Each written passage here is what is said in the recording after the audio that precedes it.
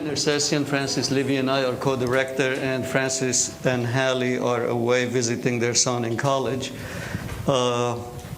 Before we start today's roundtable, just remind you that tomorrow we have a program, a jazz program with Odeon Pope, which is an hour of concert followed by a discussion, a roundtable between the musicians. And then next Saturday we have a roundtable on addiction. Today's roundtable is the last of a series of 6 on aggression. Today's subject is evil. I will briefly introduce the participants. You all have this, so you know more about them than what I'm going to say. I will start with Richard Bernstein in the black turtleneck. He's the Vera List Professor of Philosophy at the New School for Social Research and the author of 2 books, one, Radical Evil, A Philosophical Interrogation, and the other, The Abuse of Evil, The Corruption of Politics and Religion Since 9/11. Jacques Lezra is sitting there. He's Professor of Comparative Literature, Spanish, Portuguese, and English, and chair of the Department of Comparative Literature at New York University. He has published Unspeakable Subjects, The Genealogy of the Event in Early Modern Europe, and edited Spanish Republic and Depositions, Althusser, Balibar, Macheri, and the Labor of Reading. He won the Penn Critical Editions for his translation into Spanish of Paul de Man's Blindness. Kent Reynolds, who's sitting there, is a postdoctoral fellow and biblical languages instructor at the Union Theological Seminary. He was previously a lecturer at University of Wisconsin-Madison. Dr. Reynolds has published an article in Vetus Testamentum, and there's a forthcoming article in Zeitschrift für Alte Breistig. Joel Whitebook, who's been here a number of times, is a philosopher and a practicing psychoanalyst. He's at the faculty of the Columbia Psychoanalytic Program, and he's going to be the director of the Psychoanalytic Studies Program in Columbia's Graduate School of Arts and Sciences. He's writing an intellectual biography of Freud for Cambridge University Press, and his book, which he has to pronounce in German, Odysseus at the Mast. Okay, has just been published by Campus Verlag. We'll start today by my asking Joel what he thinks about the concept of evil. I'm going to take what I expect will be maybe a minoritarian view here and argue that the concept of evil really isn't useful, and that we should be able to think and say what we need to think and say without it. And it's better to do without it. To make my point, let me tell you a story from a Woody Allen film. In Hannah and the Sisters. It's Thanksgiving, and Max von Sydow plays this older, misanthropic intellectual whose young mistress is Barbara Hershey. And she's going off to the family Thanksgiving dinner up on Central Park West, where everybody's going to sing around the piano and have a good time. And he, of course, doesn't want to attend. So when she comes home, he's there in a very bad mood, and they exchange some cordialities, and she asks him what he's been doing. He said, well, I've been watching a discussion with a bunch of intellectuals on TV, and they've been discussing the question, why did the Holocaust happen? And he says, those idiots are asking the wrong question. The real question is, why doesn't it happen more often? And I think that if Freud had lived to see what happened, he may have been surprised by the magnitude of it. But I don't think he would have been surprised by the basic facts. And I think that his idea, we don't even have to talk about the death instinct, but of human destructiveness and human aggression are really sufficient for talking about the horrendous acts that took place in the last century, and that to turn to a concept of evil to try and conceptualize these events, which seem so enormous to us, really isn't necessary and sort of distorts the situation. I mean, I think one of the reasons, the thing that bothers me about it so much is that it really involves a turn to a theological conception to try and understand events which, however horrendous and enormous, are still social historical events. Now, I think one of the reasons the discourse in evil became popular in the early 90s, and there was a whole slew of discussion and books about it, was because of a very particular historical constellation. On the one hand, we had the outbreak of genocide in Bosnia and Rwanda. And at least in Bosnia, these sorts of things weren't supposed to happen anymore. I mean, this sort of evil was supposedly eradicated with the Second World War, and never again we weren't supposed to see it. So there was the outbreak of these sort of calamitous events, genocidal events, an hour and a half away from the Piazza San Marco. So Europe was still had to deal with the fact this potentiality for what I'll call human destructiveness was still with us. And this dovetailed with the end of socialism, 1989. And with the end of socialism, I think there was a general giving up on attempts to understand social historical events in social historical terms.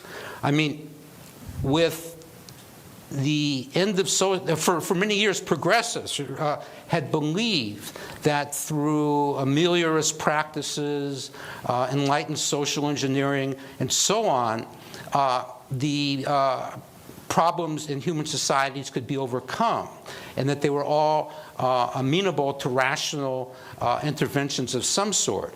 And they didn't have to think about, and they deny, I mean, my real point here is that progressives tended to deny, and I think had to deny to keep their faith, this capacity for human destructiveness that Freud had recognized. And to sort of stay loyal to the progressive agendas and the reformist agendas, they had to disavow, push aside this capacity for destructiveness. So what you had was, in a way, you had the end of the progressive program. Socialism had failed. There was a form of neoconservatism in the States. I mean, the Reagan-Thatcher era had become dominant. The idea of progress was on the rocks. So that caused people to, A, give up trying to find imminent, as Yuri Ovell would say, explanations for what was going on. And B, you had this explosion of human destructiveness in Rwanda and in Yugoslavia, which people thought they had to turn to an idea of evil to explain. And just one more thing and I'll stop. And this, of course, in the early 90s, we had, starting in the 70s, a sort of what Peter Berger's called the desecularization of the world. We had these enormous anti-secularist, anti-modernist movements sprouting up here with the evangelicals, in Israel with the settlers, and in Iran with the revolution. And this dropping of imminent rational ways of trying to understand things, this turn to religion, or this loss of faith in reason, and turning to evil, I think are all parts of the same complex. And I would suggest we could just stick with an idea of human destructiveness and understand and not deny it like progressives have had to do for a century, and make that our starting point to try and understand what is facing us. Well, you're certainly right that evil's been defined theologically, but are you sure you want to just use human destructiveness as the, I mean, it seems to me that that eliminates something important in the conception of what evil is. Even if we take a supreme being out of the picture, to say human destructiveness, that to my ears, that is somehow less bad than the concept of evil. But that's what he's exactly say. I mean, I would qualify what you have to say in two ways. You'd qualify? Yeah. One is, in certain domains, I think evil is a dangerous concept and should be really abandoned, particularly in domains of politics. That's why I wrote this little book, The Abuse of Evil, because here it does. I mean, the phrase that has always stayed in my mind is a phrase of Hannah Arendt when she says, when you introduce absolutes into politics, it's a disaster. And we've lived through that disaster. I mean, one of the interesting facts that, let me just read it because I think it's so interesting, that Peter Singer dug up. He must have had a graduate student do it. He says, in the Bush's tendency to see the world in good and evil is especially striking, he's spoken about evil 319 separate speeches. 30% of all the speeches he gave between the time he took office and June 16. And I think we've seen the disaster of this. So that in the realm of politics, I mean, talking about axis of evil, talking about this, it's not only just innocuous, it's dangerous. Because it seems to me it was used, and it can be used to stop discussion, to stop thinking. If you take the attitude, which I think you share with me, that any sensible concept of politics has got to involve some sense of negotiation, discussion, deliberation. You introduce an absolute like evil, there's no, and that's the way it was used. So on the one hand, I want to say, that it's more than innocuous and dispensable. It's an absolutely dangerous concept, which we've seen the effects of. One of the main justifications for going into this invasion in Iraq was because we were combating evil. On the other hand, I agree, but for different reasons. Human destructiveness is not good enough, and I don't even think it's good Freud, but that's another issue. And the reason is it feeds into another simplification. That there is an aspect of people, I mean, whether you want to think of it, I mean, it feeds into the illusion that evildoers have evil intentions, they're sadistic, they're destructive, or that somehow, their aggressive tendencies have just gotten a hold of. And one of the reasons, I mean, take someone, let me use again Anna, which is, I think now, what she had to say, which was so controversial, I think it's now become almost a cliche. You don't have to have evil intentions to be evil. So, were you and the other guys who did the torture things, was that a manifestation of human destructiveness? And yet you could tell a story that in a certain sort of way, all this permissiveness about torture. I mean, the thing that was so shocking for many people about what she did with Eichmann is ordinary people, not particularly sadistic, not particularly aggressive, can be involved in situations in which we, do terrible things, which which we use the term. I mean, where I agree with you. Anytime anybody ever uses the term evil, the first question you should ask is, what the hell do you mean? Because what's so interesting about human rhetoric, and maybe this is a part of it, is how in terms of crisis we appeal to it. It's one of, like what St. Augustine said about time. Everybody knows, I mean, even sophisticated people feel this is beyond the pale, that's evil. But the question that should always be asked is, what do you really mean by it? So would you then be saying something like this? This is for, I think I share your worries about evil.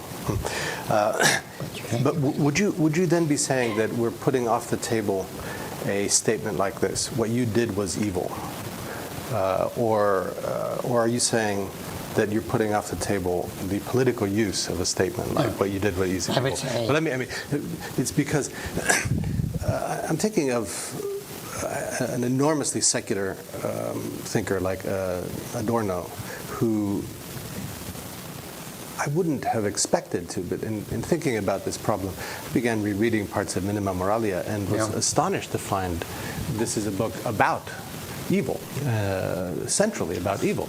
And I think I was astonished, and this is diagnostic or symptomatic, because I expected a highly secular thinker to have no particular truck with the notion of evil at all. And yet it comes back again and again and again, particularly in the third part of this.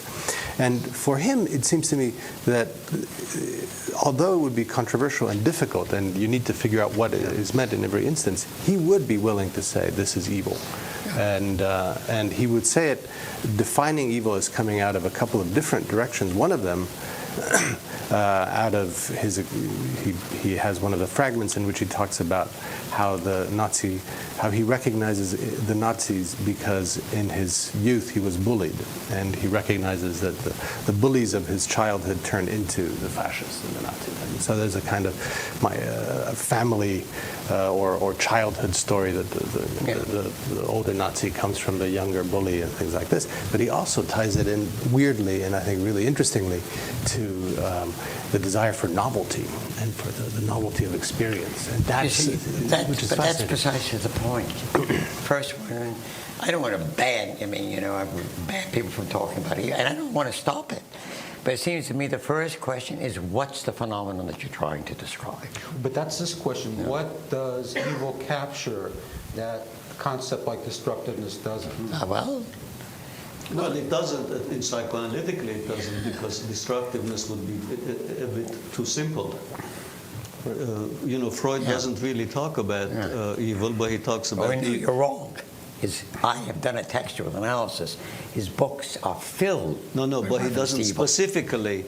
He does not specifically deal with evil. He deals with all over the place. He deals with the idea of evil thoughts or evil deeds, but he doesn't deal with it in that other larger context. Well, that's noun. But the thing that he does do is that he describes the complexities involved in any kind of thought or behavior of that form. He never would assume something is just aggressive. That's true. But, first of all, there's a philological fact, which is interesting, that he uses, just like Adorno does, he uses, because when I worked on Freud, he uses the term quite frequently. He does use the word böse all the time, which is the German word for evil. If you want to say he doesn't mean it in a theological sense, and he doesn't mean it as simply aggressiveness, that's true. But he actually philologically uses the term. But, reason, as I say... I don't know where you see it, because I have looked through it. I don't find so many references to evil in Freud. Well, that's not for discussion now. But I'll be happy to you have to let me know at some point.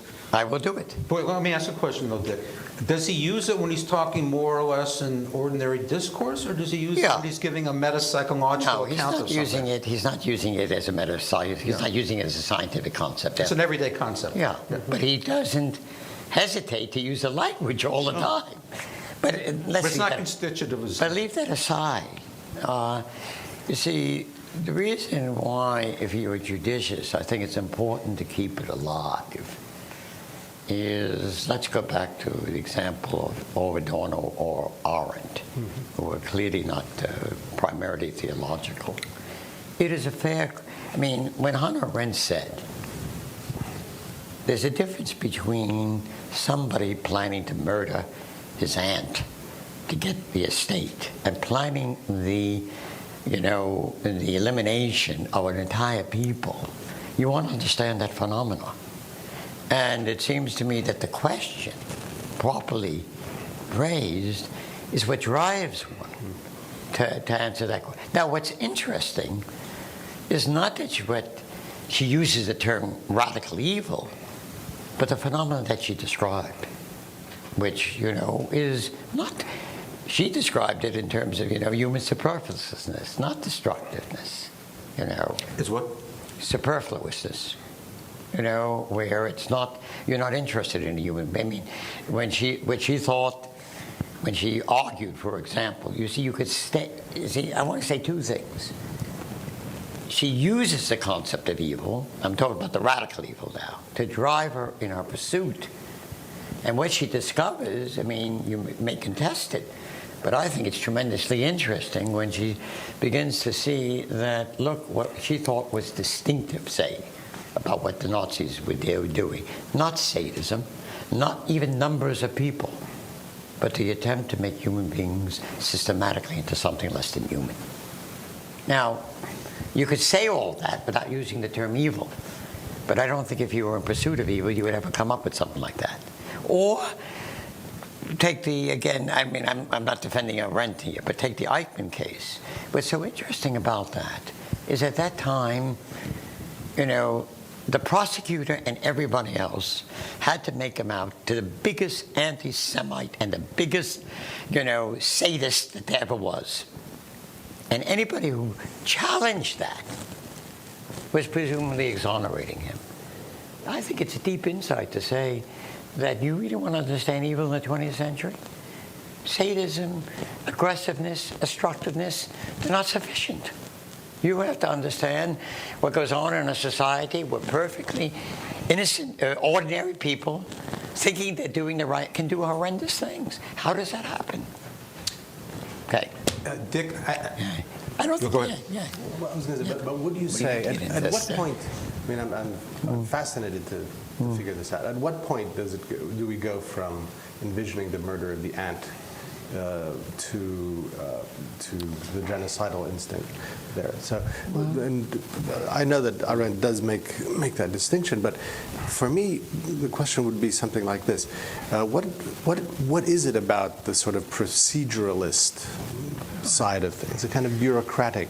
Well, you have to face up to those issues. Right. So it's not. So what one is saying is that an act in and of itself isn't enough. You have to think of an act in this kind of spreading context, and part of what constitutes evil is being willing to encircle your act and say, well, the circle of responsibilities is this. I would put it slightly. Appreciate that. Didn't get into it. I would put it slightly differently in this sense. Much of our traditional conception of doing terrible things, doing evil, and so forth, and our criminal law is based on the notion of mens rea. Mm-hmm. If you don't establish the intention, you don't have murder. You might have some manslaughter, and so forth. Or I think what the 20th century makes more vivid for us is you can do what look like monstrous and evil acts without having mens rea. And that raises all kinds of hard issues. I want to put this not as a thesis, but as a phenomenon. That's why it seems to me it's important. I believe there is no way of defining evil. And I don't think it ever comes. But it's not something that you should just can get rid of because it drives you on, or can drive you on, as it drove Adorno on in one way, and Arendt in a different way, to really see the many faces of what we would sometimes call evil. But I hate to quote this, but in an article I wrote for a Festschrift for you, I know an article about Hannah Arendt. I've read that article. Hannah Arendt and psychoanalysis. Yeah. I think precisely there I can give you an answer to your problem. When you murder your old aunt for the money. That's ordinary, expectable evil. And then there's this evil on the grand... You just used the term evil. No, according to her. I'm quoting Hannah Arendt. Okay, but then when she searches around for radical evil, she doesn't come up with even which seems like a moral category or a theological category. She comes with this curious idea of superfluousness. Right. Now, I think I don't think it's so curious. Okay, but I think, and this is what I tried to argue in the article I wrote with Your Honor, yes. that you can use perfectly familiar psychoanalytic terms to explicate the idea of superfluousness. Well, Let me finish. Yeah. Namely, that there is a drive in human nature towards omnipotence, to try and eradicate the other, to try and assimilate everything to yourself, Yeah. where you see the not me as a threat, and the wish to destroy the not me is active in all sorts of political movements. Now, I think this is a potential that's in human nature from the get-go. But I don't want to deny that. No, but let me finish. So the question becomes, why? Okay, so if we can point to a drive towards omnipotence, a drive towards a destruction, denial of the not me, is a given in human nature. The question then becomes, why did it come out? Why was it able to emerge historically in this particular way and assume almost a global I mean, I'm not really disagreeing with anything you're saying. I'm just arguing for more texturing of this. And let me take on the example that you just gave. I think, the phenomenon of what's called the Musselman in the camps seems to me a tremendously interesting phenomenon, a disturbing and interesting phenomenon. I mean, the image of many of the death camps is that, people are brought in and put right into the gas chambers. Okay, and we know a good deal of that went on in Auschwitz. But we want to deal with the phenomenon. I mean, we're saying that there were, never mind motivations, but techniques of making human beings less than human. I mean, the kind of thing that Bettelheim first talked about in his early articles, of making them, in such a way that they lose affect, they lose things. Now, you see, that's a phenomenon which this is not important, but certainly was very distinctive. It's the thing that focused, that obsessed Primo Levi when he talks about the gray zone. And the thing, it's a thing that has been picked up by a Gombin, but never mind. But it was there at the beginning. Now that's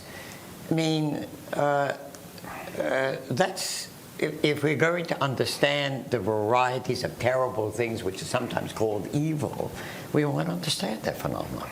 What's going on there? Why don't you just murder the people? Why don't you just humiliate them? Why do you do things? What's going on when you do these things? So it's in this sense that it seems to me that you need much more texturing. Then I want to argue for it with you. Specifically 20th But you want to get into this. I mean, we should be bound. After all, this is a historical question that you can help us with also, I think. Yeah. The particular vertex of technology and sort of the industrial complex that allowed for extermination and so on has made the problem of evil take a different shape than it had in the previous century. So it may be that one of the things that we should think about it in the context of this texturing is what you would call the history or the historicity of the concept of evil, and to think about its relation to aggression as well. I'm thinking now of, would it be possible for a post-Auschwitz poet, even a poet maudit like a Baudelaire, if he had been born 100 years later, to have written the flowers of evil without the stench of the camps kind of coming into the collection of poems. Obviously not. You can't do that. So what has changed, and how does that change the possibility about making having these conversations? That's grist for my mill, in the sense that if you're judicious, it's a historical concept. I mean, one of the things that infuriates me is when people start talking about the Christian or the Jewish or the Islamic conception of evil. There is no such thing. Anybody who knows anything about the history of any religion knows that this has been an issue which has been contested from the very beginning about this. I mean, but here's where I think that psychoanalysis can be very helpful. Because, it seems to me it illuminates something that we know is a permanent human character, or seems to be a permanent character. This craving in times of crisis for simplicity, for dividing the world, psychologically. I mean, why is it so difficult to live with ambiguity, openness, and so forth? I mean, there is where it seems to me that one of the things, that where I think Freud in psychoanalysis makes a tremendous contribution, because one of the illusions, I think, of the Enlightenment was that once you expose the quest for certainty or absolutism, it's over. And that's a fiction. It's not over. It keeps coming back in new forms. And it's very deep, I think, social psychically. So I am all for historical. I mean, I would like to abandon the term evil in public discourse because I think it does so much damage.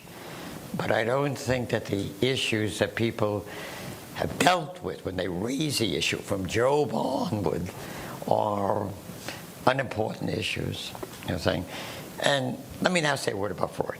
Because what Freud's, to me, major contribution is the inextricableness of ambivalence. That there is no possible state of affairs. There's no possible condition in which it's going to go away. And the second thing, that where he's so important, it seems to me this is a way to read Civilizations, and it's this condensed later works, is you never know when it's going to explode again. Now, I think you would agree with me. I don't see that as anti-Enlightenment. I see that as post-Enlightenment is kind of realism. I don't see it as pessimism. That's what we are. That's what you have to face. Or it's what Uri calls the Dark Enlightenment. Yeah. And now the question is, and I agree with this, and nobody can predict it. Yeah, but the thing is that... Please, Let's give him... And we're talking too much, so I'll stop. Well, it's interesting.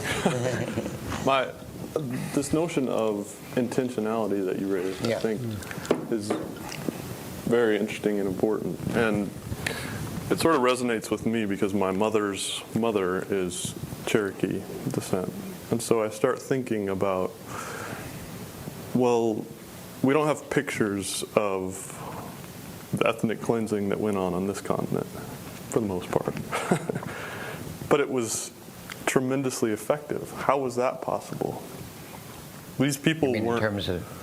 I don't mean technically possible, but... You mean the Armenians, or what are we talking about? Native Americans. Oh, Native Americans. I see. Yeah. And this sort of connects with some of the things that I study in terms of religious identity and how people think about themselves and view themselves, which also connects with what you were talking about reducing other human beings to something less than human. Yeah. Which was possible in the history of America because of manifest destiny. We as Europeans have been given this mandate from God to go out and take over the world, so to speak. I'm being very simplistic now, but there's something similar between that and what went on in Nazi Germany. You see, again, I tell you what I draw back upon, and I appeal to the psychoanalysts. I don't think it's very difficult to understand sadism. I think that's a kind of thing which you've done a lot of work, and that becomes a paradigm. Somebody who viciously kills somebody else and seems to enjoy it. That's still a human phenomenon. What becomes more complex are the things that you're talking about is, look, I would be inclined to say, to begin with, and then I would qualify it, who's really responsible for Abu Ghraib and things like that? It was Bush and his cabinet. And, not these poor people like England who they really got now, and you don't have to attribute to these people. They're vicious, they're mean, they're a thing. You can, you could take the attitude that Bush really thought, and Rumsfeld really thought they're doing the right thing. Nevertheless, they bear this. Now, so I would say, why don't you, or even take the big explosion around torture right now. We all talk about the torture. Nobody's calling it evil, you know? But I would not be disinclined to call it, and then explain why I think it's worthwhile, so that you see, you shift sometimes the whole question of response and what people can do without having sadistic or destructive motives. That's what I think becomes an important kind of social and philosophical concept. That's why I resist the kind of pull that always pulls us to trying to understand evil into what I would call the human categories. You know, that we're aggressive, that we are sadistic, that we get enjoyment in inflicting pain on people, and so that's all true. But it isn't. I don't think that would go one whit to explain the Holocaust. Well, but Dick, I mean, you talked about Freud, and of course everybody looks to civilization's discontents. But I looked at Totem and Taboo. Huh? Yeah. Well, I mean, I think, you know, what's happened since Freud has been the pre-Oedipal turn in psychoanalysis and the study of early experience, with Melanie Klein at the forefront. Right. And there, I think you get a lot of the psychodynamics of hatred towards otherness, not being able to tolerate otherness, wanting to destroy otherness. Yeah. And two of the psychoanalytic political theorists who, you know, I respect the most, Chasseguet Smirgel and Castoriadis, have taken the theory of omnipotence and used it precisely to try and explain Stalinism and the Holocaust and totalitarianism in general. Totalitarianism, as Arendt herself puts it, is the attempt to reduce everything to the one. Yeah, right. So I agree with that. So I think there we can point to what I would say is a common, transhistorical human characteristic, which is always capable of coming out. Then we have to ask ourselves, that's on the side of psychic reality. That's always a potentiality. Yeah. Then we have to ask ourselves, what in social reality happened in the 20th century? What concomitation of events happened to allow it to come out? And we know massification, and then, like you said, the rise of technology. Yeah. And I think it's the way to explain it is to give both a concrete explanation of the institutional and historical factors that were at play that allowed these omnipresent potentialities to come out. It was the combination of the two. Well, I mean, and I don't see where you have to resort to anything extra human there. Well, I'm not referring to anything extra human.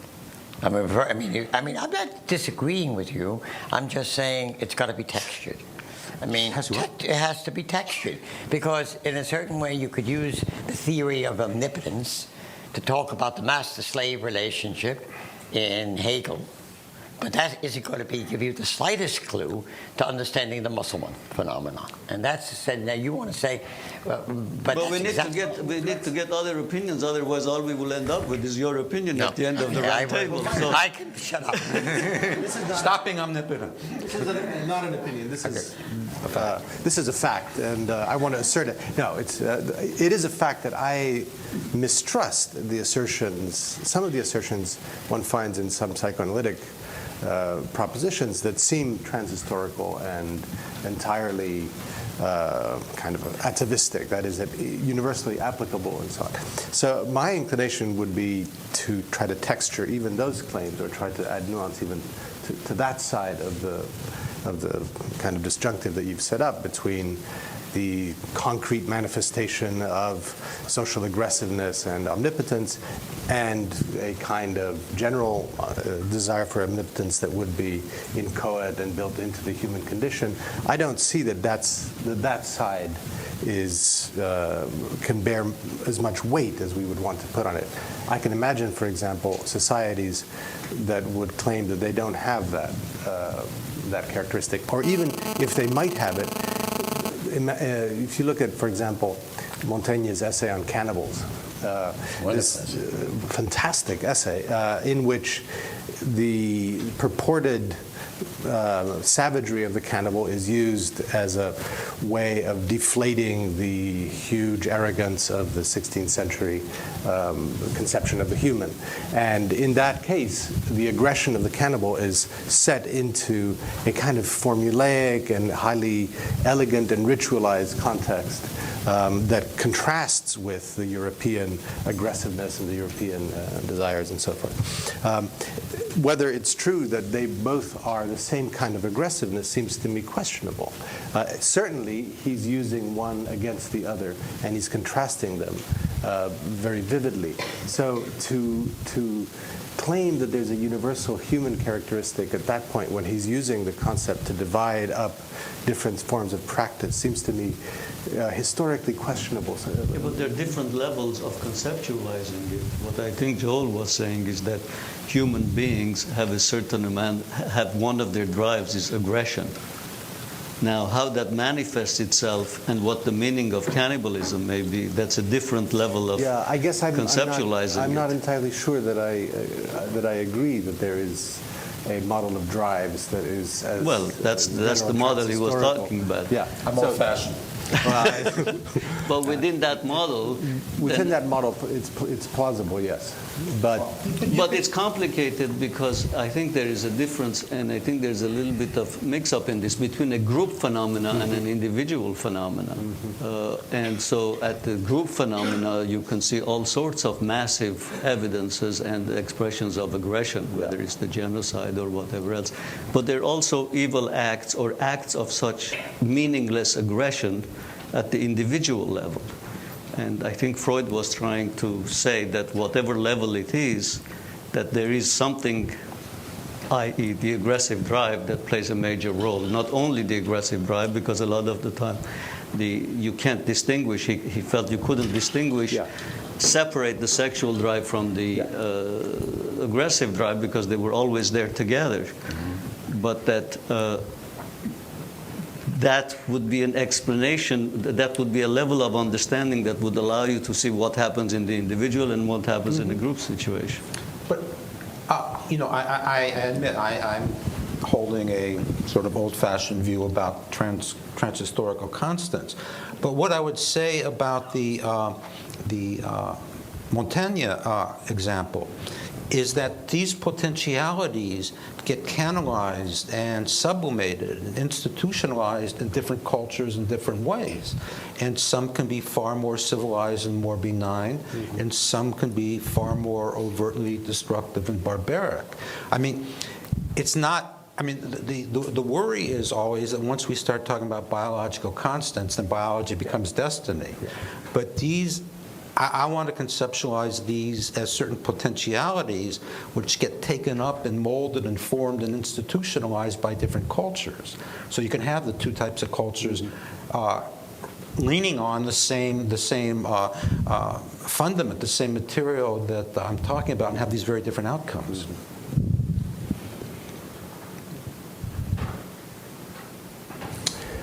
I wonder.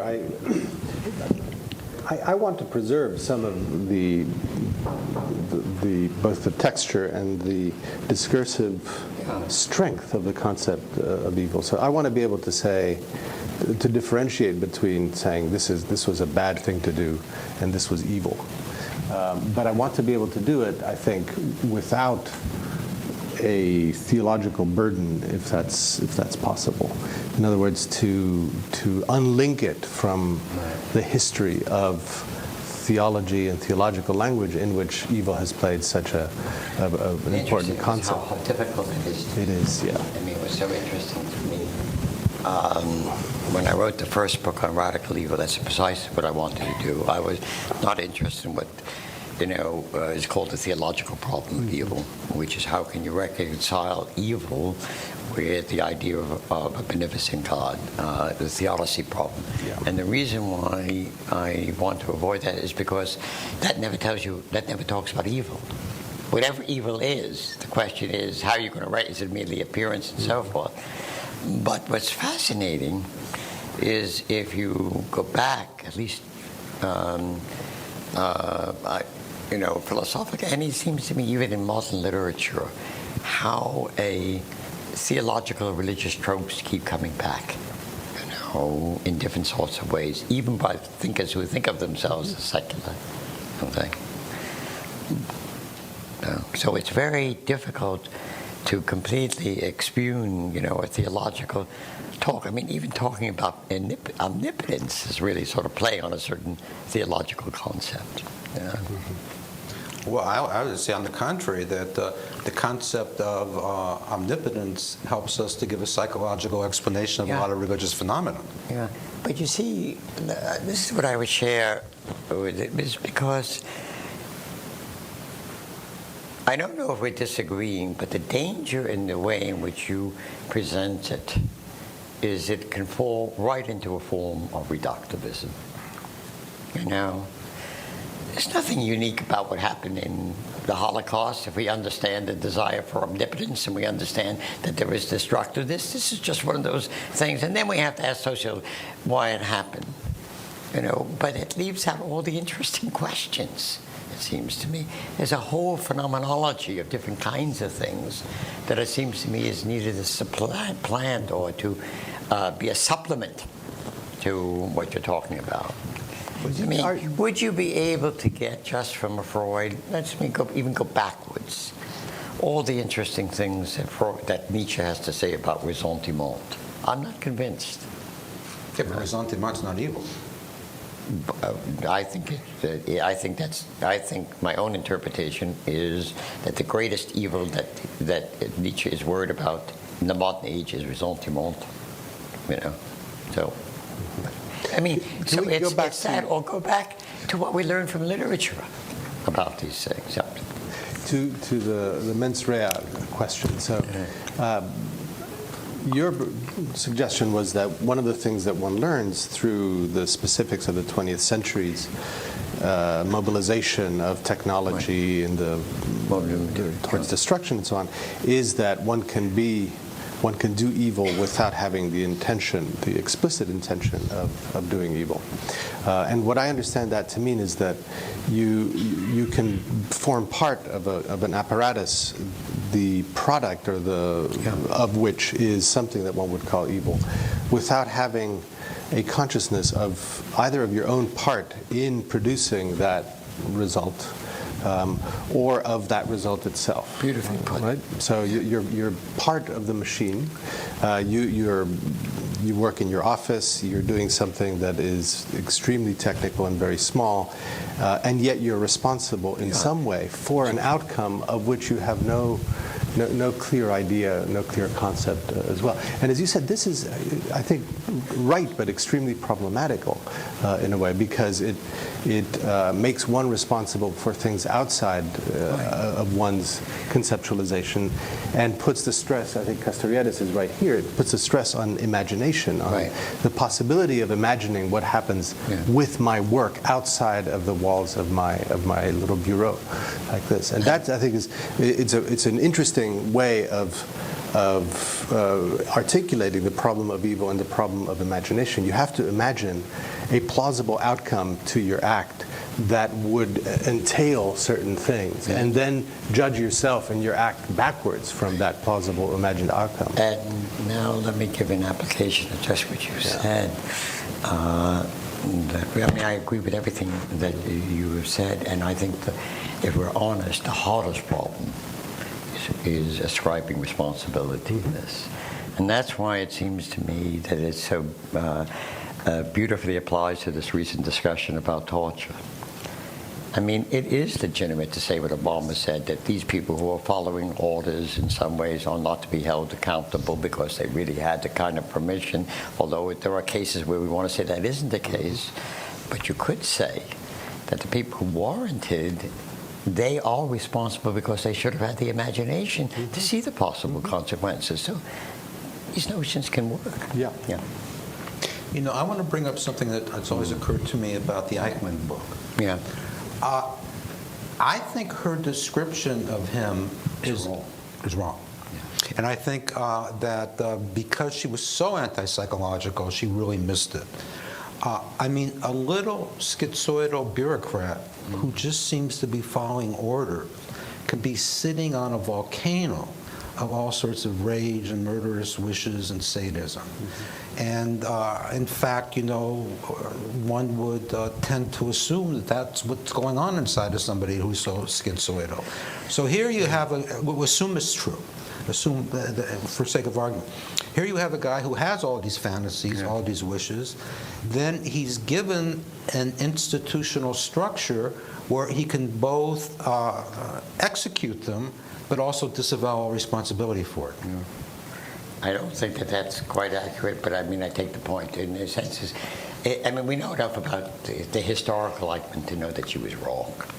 I think that's what's interesting is the type she's describing rather than him. I mean, I never could understand how Arendt, when you know that Eichmann, in the spring of '44, when the Germans know it's over, and Himmler is trying to stop things, and Eichmann goes to Hungary and organizes a Jewish council, so 400,000 people are murdered in the last few months when they're about to think.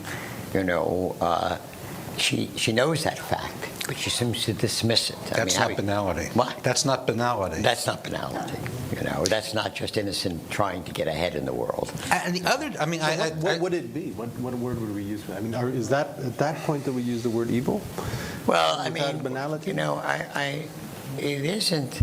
Or are we? I don't know the answer to these kinds of questions. But you see, when somebody tells me, she gives an analysis of Eichmann, which sounds as if he's just a bureaucrat and just trying to succeed. And it just seems to me that what's come out historically about him is true. Yes, you well know, Joel, he was examined by psychiatrists. I actually saw the Rorschach. Yeah, oh, you did. Yeah, and at least their judgment was, was conflicting. There's a paucity of responses. Yeah. No? Yeah. I thought Rorschach. It's not a clear reading. I have all the Rorschachs from the Yeah. paper, and it's not a clear reading of Eichmann. It's very aesthetic. And the problem posed by the Rorschach is the violence absent because he had this opportunity to express these fantasies or to do these acts, and what you have is the residual of somebody who was active in that way, or is this his real personality? You see the shell rather than the Right, yeah, because somebody who's taken this kind of responsibility and action has been changed by the events. So it's the same thing that you run into in any trial of doing an assessment, but he's not paying. There's one small quality is that he attributes power to outside of himself that you could spend some time on. It's really a quite aesthetic, slightly detached Rorschach. And the guy, unfortunately, was given by a male psychiatrist who did not give an inquiry. So the inquiry has to be inferred. But certainly it doesn't match Aaron's description of him or anything that you might expect. Let me bring up another example to consider, which I find even more disturbing than Eichmann. I imagine many of you seen these pictures of the family pictures of the staff at Auschwitz having their picnics on. Sure. I mean, those are. I mean, these just absolute, quotes, normal German family life and carrying on and picnicking and. How there could be that sort of split? Well, outside of Buchenwald, there was a zoo. I think when we keep going back to what the discussion has been, we are missing the point of that kind of behavior. In other words, at the one point, you can go out and have fun and picnic with your family, and then go and kill a few people. Right? What causes that? What's responsible for that? Is it possible to understand it at a group level? Is it possible to understand it, or you only can understand in the individual level? For us psychoanalysts, we obviously never trust anything until we have it from the person's mouth. I don't find that difficult to understand at all. Which? I mean... What is it you understand about it? Well, look, you're not a human being, you're a vermin. I don't have any problem playing with my children and stamping on a rat.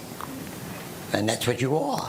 So, I mean, the mentality of understanding. Yeah, but that's too easy, because what causes you to have that kind of a view of somebody else. Well, I mean- And I think Joel is right, because when you see kids playing, they can hit another kid on the head without without any sense of the consequences. But an adult develops a sense of the consequences. So just to say, I mean, I know what you're getting at. For example, in the Armenian situation, obviously the Armenians were considered to be enemies of the Turks, and they were going to take over or take sides with the Russians and cause problems for the Armenians, for the Turks. So the Turks went and got rid of the Armenians. But that... I'm talking about something much simpler. Which is what? Why do you think that another person looks like a human being is really human? When in most of history, people haven't thought that way. You know, I mean, if we go through the... Yeah, so why? I mean, I'm not going to give it... I mean, the point is, I'm not trying to give an explanation, but you present it as if it's a problem. But what we do know about ideological rhetoric and of certain kinds, I mean, whether it be in Bosnia and so forth, the other people, or whether in Rwanda, it isn't that I am killing a human being.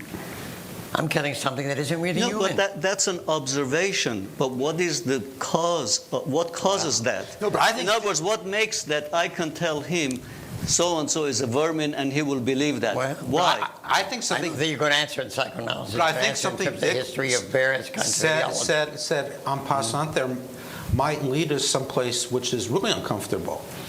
If I heard between the lines of what you were saying, that tribalism is really the experience historically. I wouldn't say would use it, but I mean something like this. And to think that the other is the only people who are human are the members of your tribe, right. And the other is always non-human, and that in some way the exceptional situation is modernity, where you're supposed to accept the other as human. So I mean, you almost seem to be suggesting a trans-historical tendency towards tribalism that we have to get rid of. Well, let me ask a question now. That's too glib. What Peter Singer would say that the relation of humans to animals is a domain in which evil can flourish. Yeah. Adorno also, but Adorno, in a smaller section, right? Whereas Singer has made a profession out of this. And I think that you could make the case that in the environment there is also, that is in the relation to the environment and the unthinkingness of the consumption of natural resources, there's also something like a kind of unaware logic that could be called evil as well. So is evil necessarily an interhuman or intersubjective thing? Do we require the notion of the human in order to mobilize the concept of evil? And I would suspect not. I think that you would say that vivisection is evil, that the monkey experiments in our famous alma mater, University of Wisconsin in Madison, the Harlow experiment, those were evil.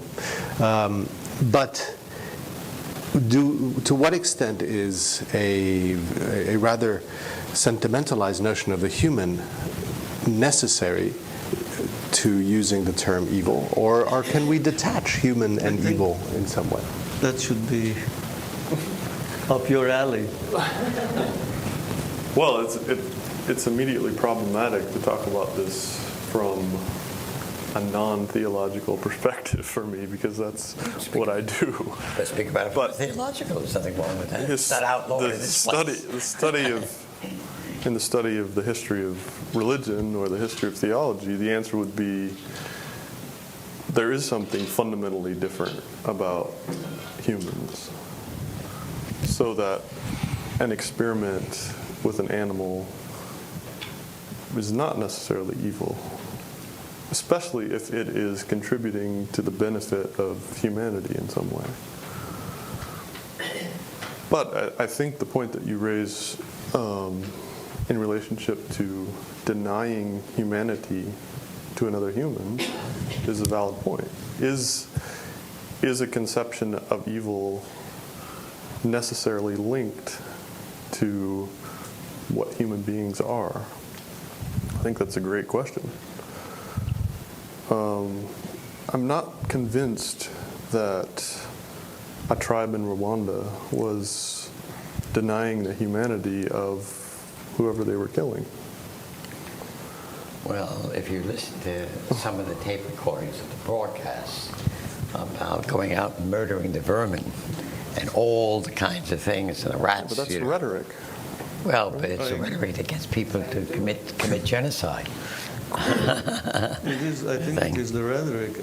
I don't think it has any explanatory. It doesn't explain it. No. Right, I agree with you. But I think this is really an interesting question. And I wasn't kidding when I said Adorno thought the same thing. He has this, it's a minimum morality, I believe. He has this thing, if somebody, it doesn't feel pain when they see a dog get kicked, you can't teach them morality. And I think he thought that at a certain sort of pre-theoretical level, that if one just didn't have a feel for suffering, I don't know if it go beyond sentient being, but at least suffering, then one really couldn't develop morality. But I think it goes further in the Frankfurt School, that for them, the domination of nature was intimately linked up with the domination of internal nature. And somehow the capacity to turn nature into a reified object, for them, was hooked up with the capacity to turn people into reified objects and totalitarianism. Yeah. And that would have been evil, I think, that they would have inserted that word happily into that proceeding. Well, not happily, but that would have been a place where that judgment might have occurred. It could have, the word aggression might have occurred there as well. It was certainly a kind of process of consumption and of... I can't remember them using aggression too much. No. You raised the concept of morality, which brings up the whole field of ethics. And that obviously relates to the way the word evil has been used, at least. So if you want to get rid of evil as a term, how do you deal with ethics and morality? How do you define those terms? But the whole of modern philosophy is really attempting to do that. I mean, whether you're for it or against it, it seems, take Kant, who originates the concept of radical evil. He begins his book on religion by saying, for the sake of morality, you don't need religion. And it seems to me that that becomes a kind of very distinctive modern trope, which is, crosses, as you well know. It can cross religious and secular lines. It's not just a secular. I mean, Kant was a Christian and a believer, but the idea, I mean, I do think that you have to come to grips with that one of the features of modernity, ordinary people may not think that, is the beginning of the proposal that you could separate the domain of morality and ethics. And after all, Kant's a universalist. There are things that are right and wrong from religion itself. So it's the idea that you, I mean, look at the dark side of what you're saying. The dark side of what you're saying is that's why it seems to me evil becomes such a popular public concept, because people think that all my morality is based on my belief in God. I know it's right and wrong, and therefore these are evil. I wasn't arguing anything. I wasn't arguing. No, I was trying to raise the question. Well, I do think that morality is independent of, or can be made independent in terms of justification, not in terms of religion, yeah. Which is fine. That's not the question I'm raising. How is it related to the conception of evil? How is morality and ethics? How are we going to define and explicate those without some notion of evil or what's bad? Yeah, but I mean, look, I'm not offensive here on both sides, but in the sense that I don't want to abandon the concept of evil, but I want to be very judicious about it. But it doesn't seem to me that you necessarily have to talk about evil to talk about morality. You can talk about injustice. You can talk about what's right and wrong. Well, isn't that morality?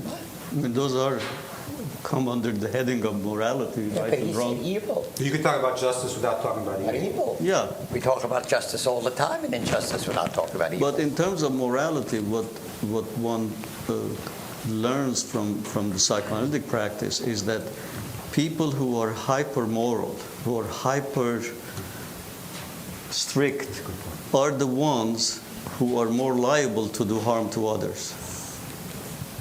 And think to we put it can- in different terms, that, often people think that the superego is the agent of morality.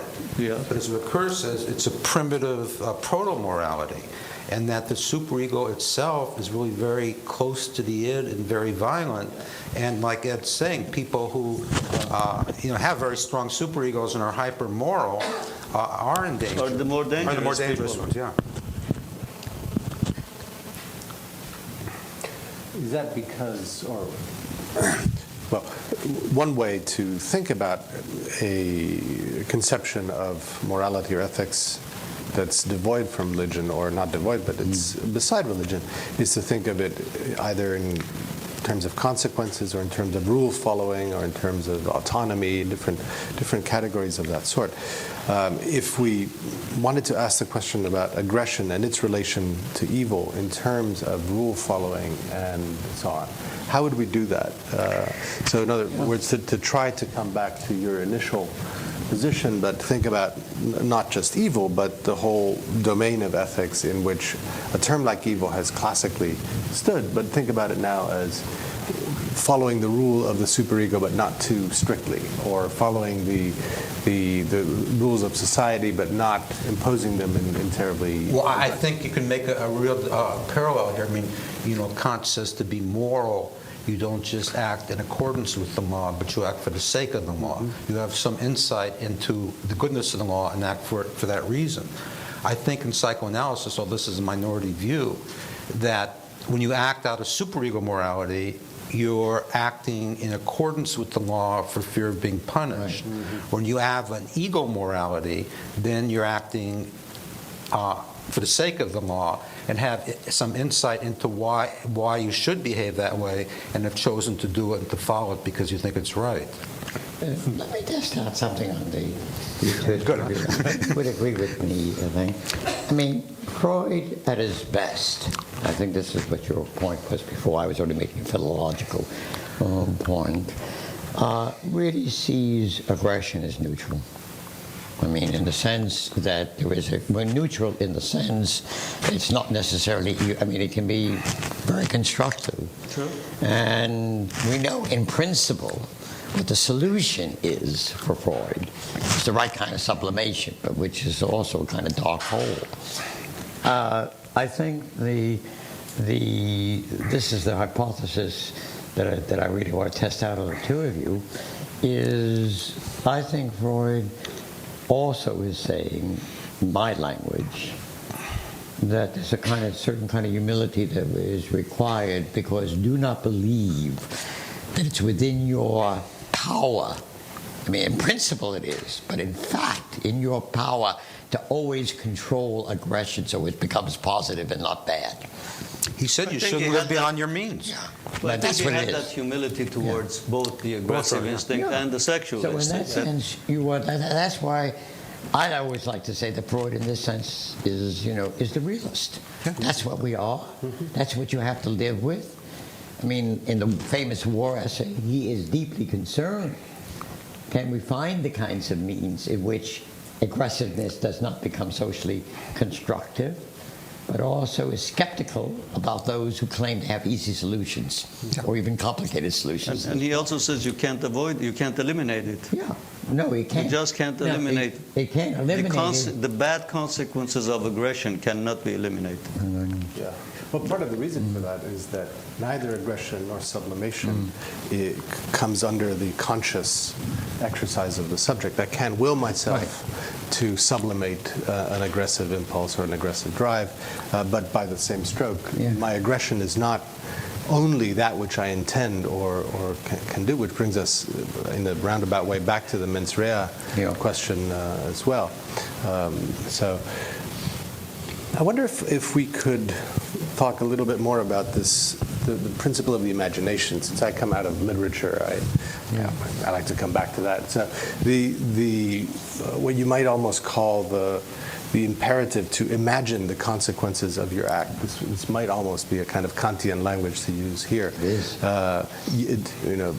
Sape audere, or imagine what will happen. That would be a kind of imperative that you would give, and imagine outside of the rules that are given to you to imagine this action in. What role would different media, different forms of, Adorno would say, culture have in either permitting, making possible better forms of imagination, or constraining the imagination so that it can't imagine the consequences of an action beyond the four walls of my little self? So is for example, a poem in which Baudelaire says, "I'm going to press out the beauty in evil." Is that a way to get at the problem of thinking beyond the procedural or bureaucratic sense of the consequences of your action? What media do we have at our disposal to think, to allow us, to help us to think beyond the immediate confines of our actions? Well, my immediate response is that you hit on really the key problem. I mean, in terms of if you're concerned with mitigating or doing it. Yeah. And there we have to come back to all the kinds of things. I mean, very frequently it seems to me that people who in our time commit evil, what we would want to call evil, we don't have to, but terrible things, is a failure of imagination. And the whole issue, I mean, it seems to be a deep and complex issue, how you can keep imagination, but that kind of what's called the enlarged mentality alive. I don't know any easy solution, but it seems to me that it goes to the very heart of all kinds of social and political problems. I'm not so sure that it is a failure of imagination, because it's one imagination as opposed to another and another. You can have all sorts of imagination. So you can imagine that if I kill this person for no reason, but I then benefit because I go marry his wife. So which one is the imagination? It's wherever you place it, you can. In fact, most of the time when atrocities are done, there is an imagination that is a positive one behind all the bad things that you're doing. Yes, very often that would be the case. I'm thinking of the sort of the Arendtian construction of the bureaucrat whose imagination is so limited by the circumstances. Which is defense. Look, I mean, again, I don't think we should just harp on Eichmann. No. Certainly the defense, which is certainly a very plausible defense. Yeah. He's an officer. If Kant says, if you're an officer in the army and you're given a rule, you have to follow it. And that was his defense. So it gets to the narrow issue, and in a certain way you justify, look, my job is not killing Jews, my job is transportation, getting the trains run on time, and carrying. And getting the approbation of my superior. But in a certain way, what we do want to say for certain people is, there was a failure of imagination to see the consequences, and you bear responsibility for it.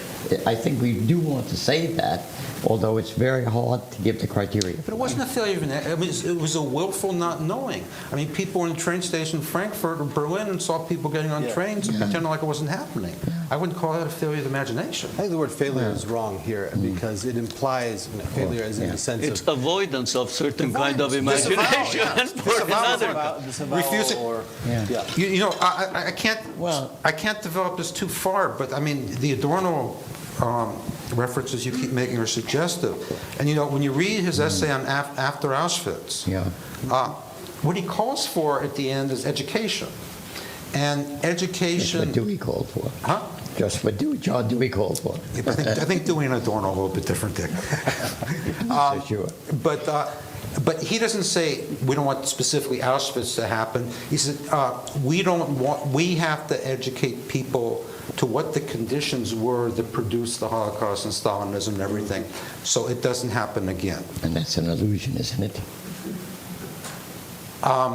We know more about the Holocaust than we know about any other event in history. Yeah, but I was going to add one more thing. But if you look to Adorno about what deadens the imagination, it's the culture industry. And part of the systematic reasons for this totalitarianism, both in Nazi Germany and he saw in America, was a culture industry that really invaded people's imaginations and kept them from thinking. Okay, let's go to the audience for questions. You have to come to the mic, otherwise. I've got a statement here I've been working on. I'd like to hear your comments on it. If you remove the term evil from public discourse would probably just find another term just as capable of blocking a rational analysis of whatever situation has given rise to the term's use. First part. Informed analysis has come up with a number of explanations for human behavior, for barbaric behaviors, which are firmly rooted in what we might call human nature. And finally, if there is a path to a world that is not rife with barbarism, then an essential part of this path is for some critical mass of human beings to understand their own barbaric instincts, both intellectually and at a deep emotional level. You want to start that? Well, I agree with the notion that we would just find another word to describe it. So I think I'm still not convinced by this whole discussion that we should get rid of the word evil. I think we just need to define it carefully and in a textured way, as Richard said. I'm not sure how different that would be than using the word barbaric, for example, which you used. But I think there's something to this point, and it has to do with what I would say psychoanalytic morality is. If there is anything like a psychoanalytic morality or ethos, and Hans Lowald argued this, it's a morality of avowal, that we take ownership of our drives, our desires, our imagination. And if we're going to eliminate or diminish and lessen aggression and destructiveness on the outside, I think it's necessary for us to avow and own our own aggressiveness. And when you talk with this hyper-moralistic talk of evil, the Bush people and this and that, it's like we're all good and there's no badness in us, and all the badness is on the outside. If you own your own badness, I think it really humbles you and makes you less likely to act badly. That's a good point. Well, when there was this talk of axis of evil, there were a lot of people who were using it. It wasn't just the president. Half the country was using it and voting for that kind of thinking. And is it you, or is it... You want to say something about it? no, I was just going to make a comment on what you comment. I mean, one of the refreshing things, whether your politics is Republican or Democrat, I suspect here mainly Democrat, it's rather refreshing that I don't think this president has used the word evil once. No, he hasn't. So maybe I could also make a quick point there about your point that if we take out evil, another word will go in.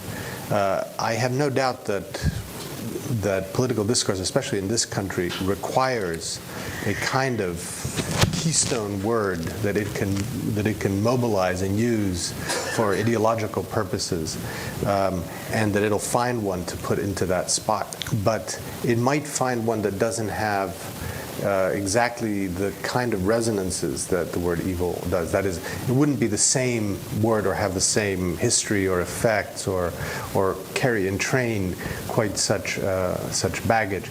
This isn't, I mean, I'm not excusing or I'm not saying that we shouldn't therefore take the word evil out of politics. Rather, what I'm saying is that the word that comes in to take its place will then also have to be subject to question, and that we have to be ready to take it apart. Is it? Michael Sachs. It seemed to me at the very end of the discussion that you were really beginning to move into what I think is a very, very important and relevant point, which had to do with education, which to me relates to the idea of to what extent society and culture mediate these basic instincts that man may have, whether or not it's aggression, the desire to be omnipotent, and also the same way that you can find yourself being a cog in a larger machine, where, again, if you really want to talk about imagination and not being able to understand the consequences in an emotional way, works into things. So that, to me, something that, and I'm not sure where it's been studied, but if you look at various societies that have done what is generally acknowledged to be evil, obviously Nazi Germany and the Holocaust. You mentioned the Armenians. You mentioned Native Americans and how we dealt with it. Obviously, the latest subject matter is our own country and the fact that we, in effect, condoned and engaged in torture. Now, part of the question would be, are there other societies, similarly human, that because of society and because of the kind of education they had, where those things would be tempered and wouldn't come out? So in a way I'm asking, is somebody taking this more overall view and looking into what elements of society go into creating, for the lack of a better term, acts of mass evil, and are there societies in which, again, you have that same human tendencies that somehow don't engage in those kinds of acts?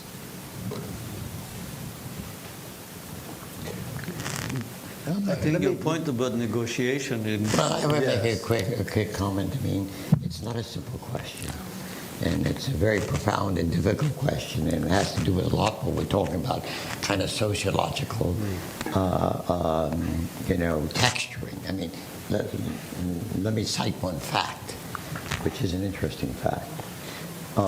If you do a history of anti-Semitic discourse in Europe, it was much more virulent at the end of the 19th and early 20th century in France than it ever was in Germany.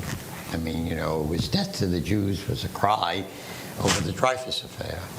Now, why, given the fact that you have such, just taking this as an example, that, and you have this enormous tradition in Germany of great cultural discourse of freedom and so forth, which is so much a part of it, from Kant to Beethoven and beyond.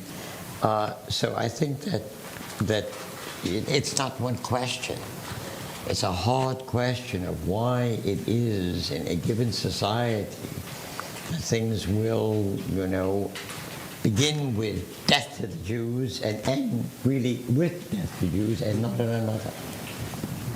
But in our society, to go back to the question of torture, it seems to me that the issue is not the few bad apples in the legal profession or among the poor guards at Abu Ghraib who actually performed the torture, or the John Yoo and the others who actually wrote the memos that made it possible, but a much larger and more distributed societal collusion in the imagination, in the ticking bomb scenario, in thinking that this is the thing that has always upset me most about this.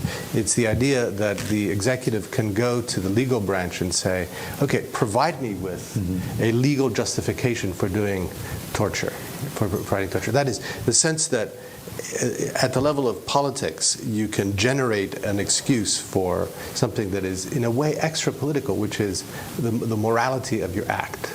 And once you've got the document that says, yeah, okay, you can torture, then your hands are clean. At that point, not only are your hands clean, but every place in the chain of command, from the very top to the guy who's sitting on somebody's head, all the hands are clean. Right. And that seems to me not something that we can anchor to a specific act or a specific person, but is distributed across the totality of the society and resides in the imagination as much as it does in individuals. But you know, I'm going to contradict myself now. In reading all the stuff that's come out in the last couple of weeks, the idea of Rumsfeld sitting at his desk, thinking these things up, with the dogs and the panties on the head, I mean, that seems evil to me.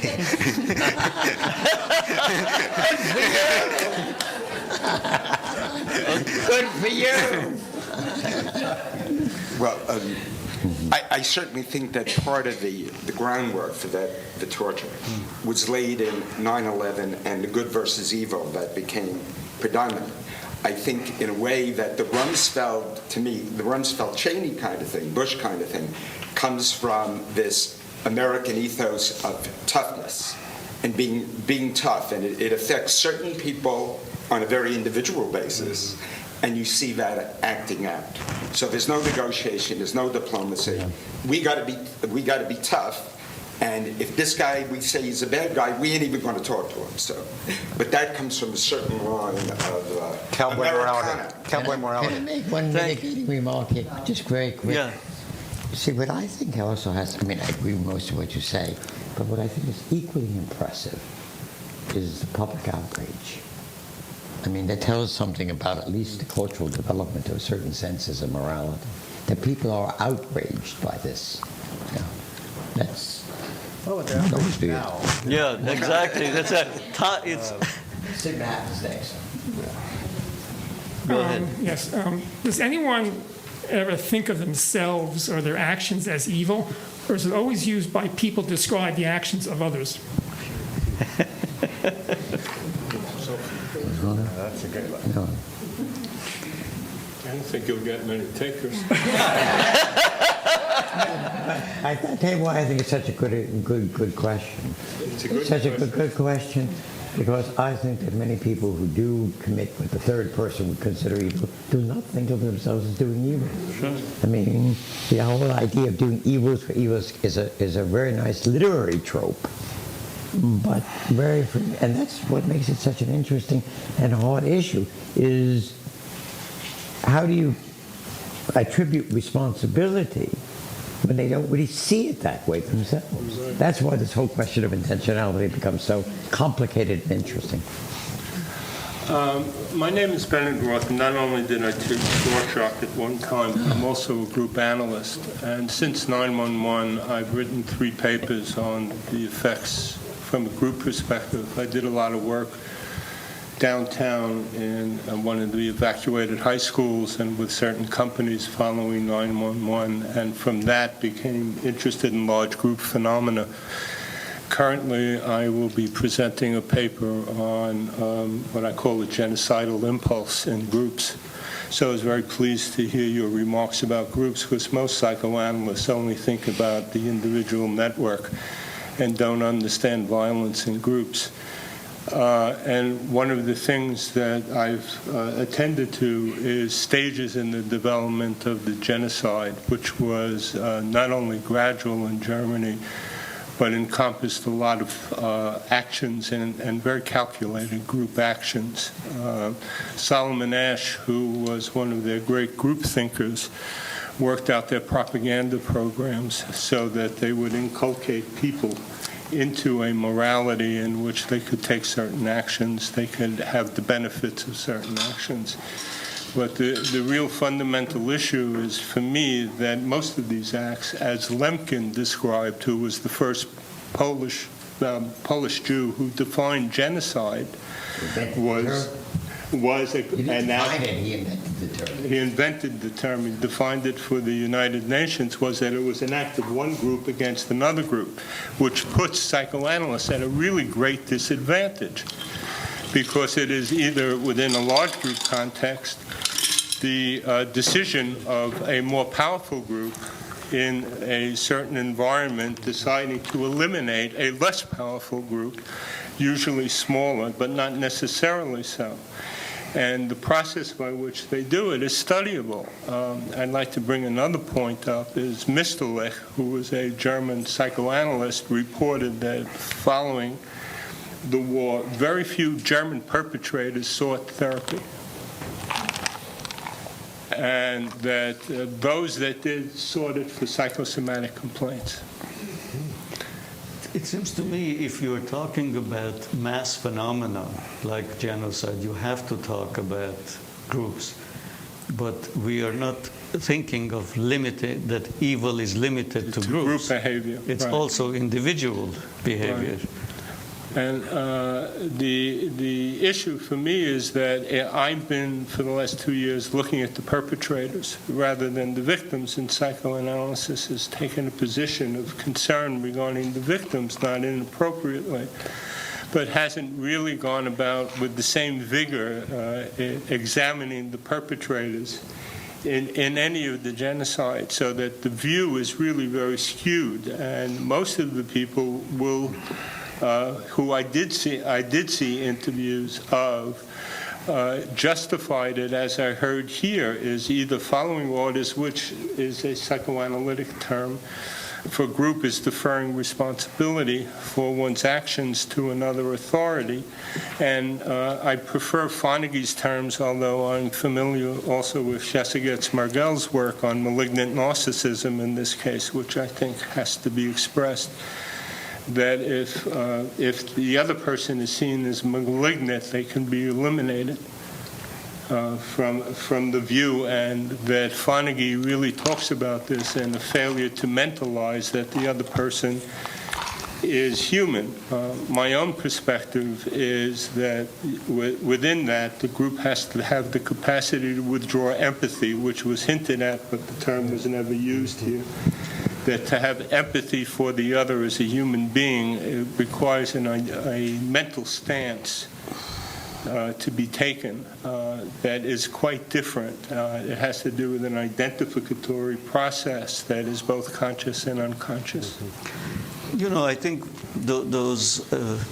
my own view is that those explanations look like explanations, but they're not real explanations. They sound like it, they look at it, but they don't really explain anything. Because we don't have a discourse with the perpetrators yet.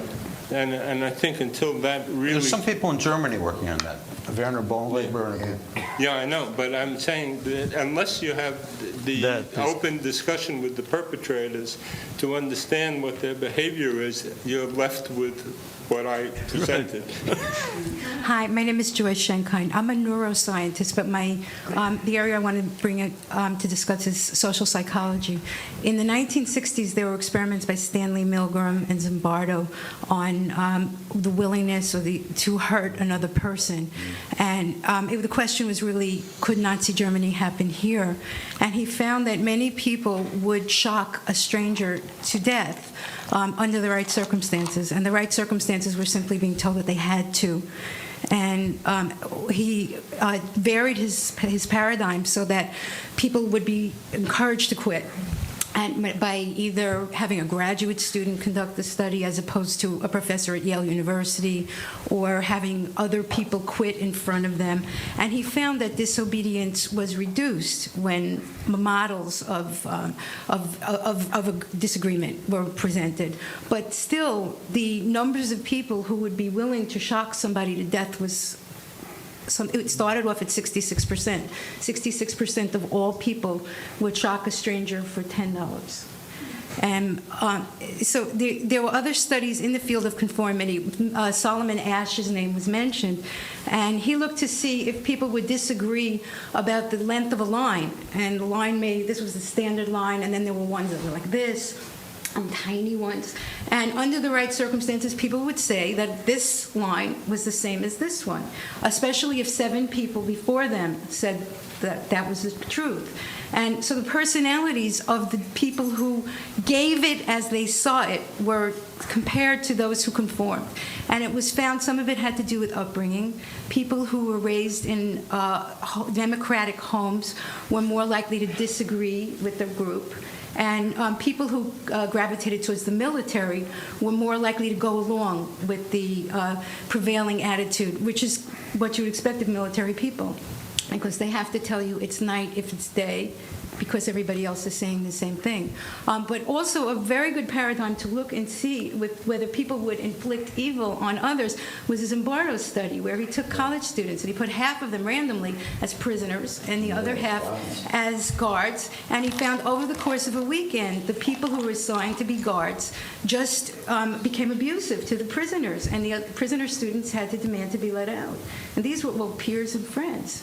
So I think to really understand how the forces of evil operate, you have to do it in small-scale experiments, and you look and see what factors contribute to those people who maintain some kind of moral ideology in the face of evil and those who will go along with it. And some of it comes from upbringing, some of it comes from probably higher level functions. You look at the people who were in the resistance during the Holocaust as opposed to the people who assisted in killing, and some of the answers come from those directions. Thank you. I know that literature quite well, and I would say that the weakest part is not what people will do in this situation, but trying to correlate it with anything in their history. I mean, in a certain way, the point that you make about the Milgram and the thing, it seems perfectly compatible with the the psychoanalytic or the Freudian insight that very frequently our civilized forms of behavior are a veneer, and it doesn't take much to get rid of that. What's also so frightening about this is we don't need just experiments. I mean, if you read something like Christopher Browning's book on ordinary men, it describes this, ordinary group of police who all had the right to pull out, and how this whole group mentality begins how to become very successful murderers. So it's a phenomenon. So let me ask you a question about that group of experiments. How would it have worked if you said to somebody, for $10, will you do something evil? Rather than for $10, would you shock this person? In other words, if the designation doing something evil. But they thought they were helping science. They were doing a learning experiment at Yale University. Right. So, but the judgment that what they were doing is evil is somewhere else. It's not. Was written. The much more issue is something that Joel alluded to. It's following authority. It's a shift in the cognitive frame, and what you're doing by shifting, I know Zimbardo well, and what you're doing by shifting the frame, he believed that the frame was shifted by the fact that the prisoners wore one-colored shirts, and the guards wore another color shirt. So he created his own frame. But when you shift the cognitive frame, then you shift the instructions. So you shift the context of the instructions completely. And it's really a nice question. I have no idea what the answer is. Well, when you say evil, it would depend on what you mean by telling somebody to get $10 and do evil. When you are in boarding school, you tease your friends by fixing their bed in such a way that when at night they want to get in it and it's very cold, they can't get in. So that is evil thing to do. Or you don't even need the $10 to do it. Right. No, the question went the other way around, which was, would there be a difference what is the price of evil? But don't you see that goes back to that former question about people don't think that that's what they're doing. Yes, that's right. People what? People don't think that that's what they're doing. Right. Well, for all kinds of reasons. I just want to make a plea for keeping the concept of evil there, as difficult as it is to define all the time. I like what you said later in the discussion, that you have to do the hard work for all the incredible, complexity of the term and the situation, social, individual, and group. But I definitely want to keep the word evil for things like genocide, which has happened in the 20th century in all of the continents except North America, and of course previously it happened here too. But and I think so many of the issues brought up about aggression, imagination, education are important. One other thing that hasn't been mentioned, which I would like to, is fear, because I think it's more of a blow to our ego to talk about fear. But I think things like identification with the aggressor have been well identified, and I think they factor in hugely with thousands of people who let tyrants, and I want to be able to call them evil, get control of political power. And at a certain point, they really are afraid of losing their lives with good reason if they stand up to the tyrant. So let's keep fear in the picture too, especially with education. Well, and also, I mean, the whole after 9/11, they couldn't have gotten away with all this evil stuff if people weren't scared out of their minds. And once they found out the truth, they changed their mind.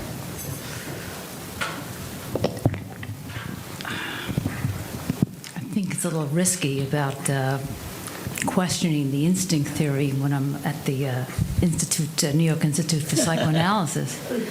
But I just think it's important at least to be said that when we're talking about the psychoanalytic understanding, that number one, there is not a consensus about the dynamics of evil, and also there is some question about whether or not the instinct theory rules. In other words, if we question human nature and the idea that we all have to watch our badness, then we're assuming that aggression is innate.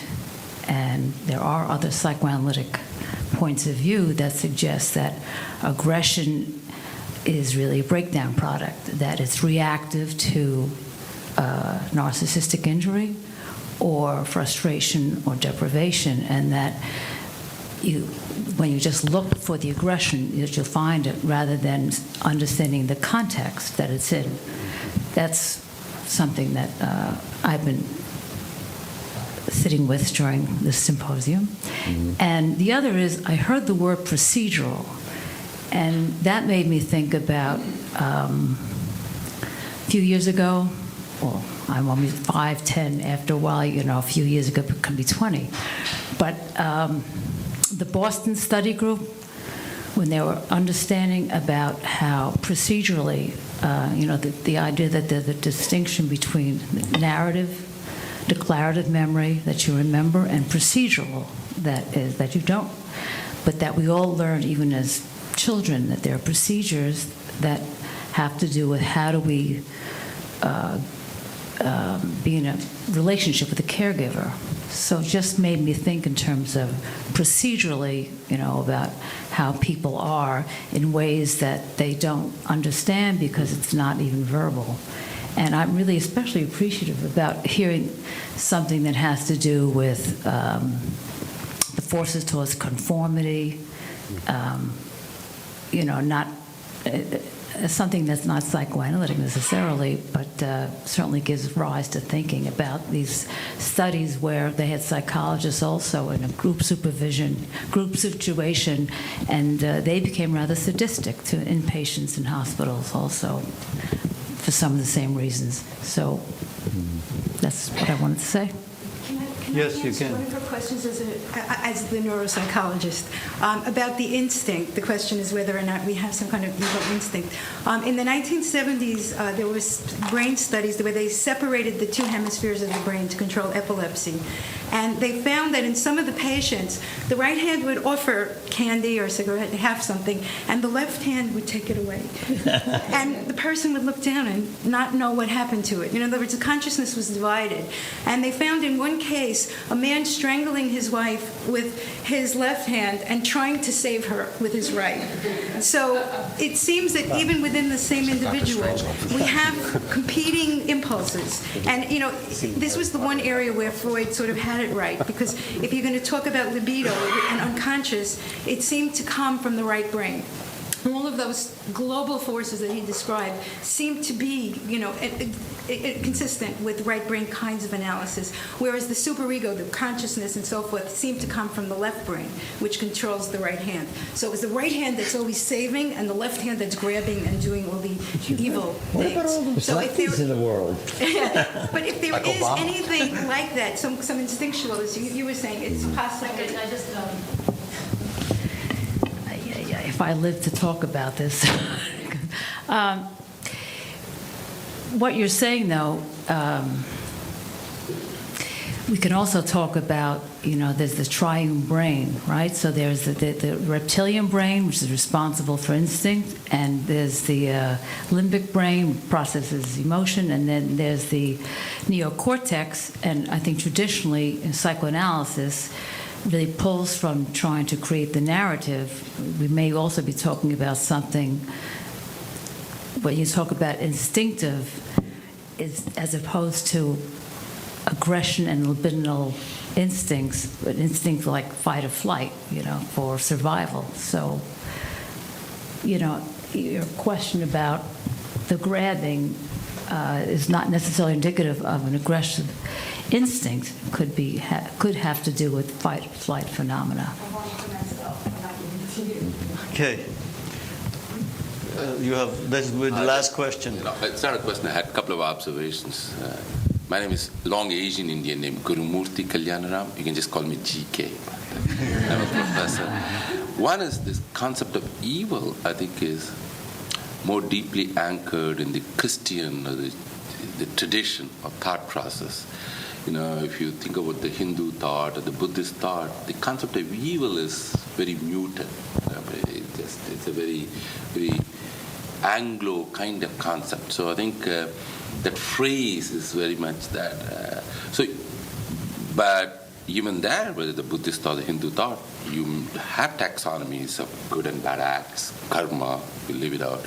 So without evil, you can make the distinction. The evil with all the negative baggage that seems to have from Adam and Eve and all the things. The second thing is, I'll be somewhat contemporary in this. I'm probably 30% of the people who are marginally sympathetic with President Bush, and I've been following. That's only probably nobody here, but the only one. But it's fashionable to kind of. I'm looking in the context of right societal activity. If you look at these torture memos, and as we know, 4 authors of it, it went through an elaborate process. We all know that. Our own distinguished speaker, whom we like, sat on the committee, and she tells us now she was told waterboarding is legal, but she didn't know it was going to be used. I mean, if you agree with semantic, you can have a great afternoon. Or Bob Graham, the senator from Florida, he was there. So it's not like, in fact, we don't know how much Bush knew, poor guy. When I say poor guy. In fact, the 4 people authored, Condoleezza Rice, everyone signed off, and he was told it went through a process. And that's what he can do as the president.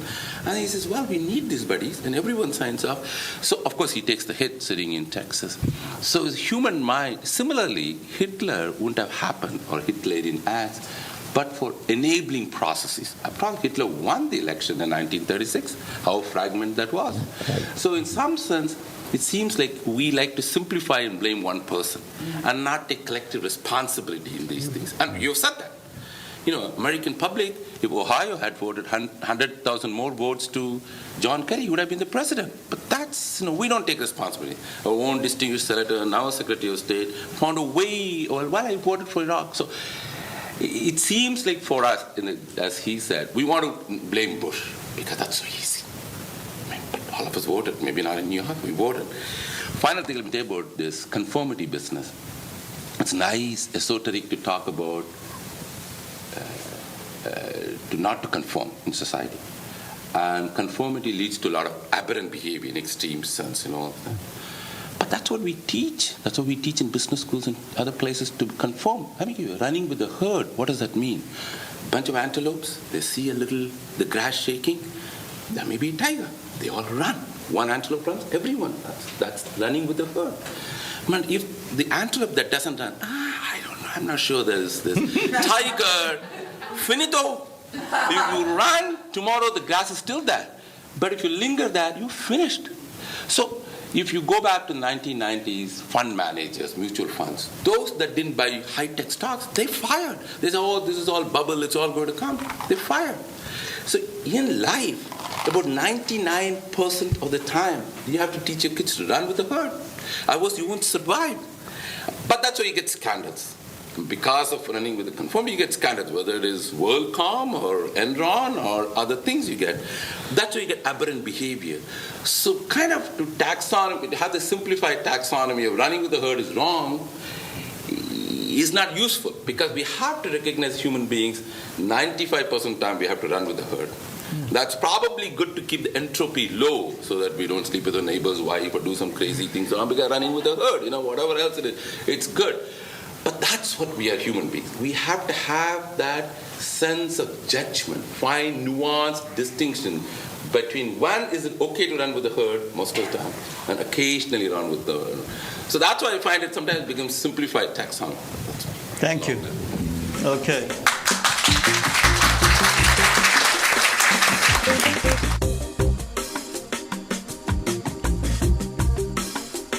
Further information about our programs and a complete archive of past Philip Tades events is available at philiptades.org.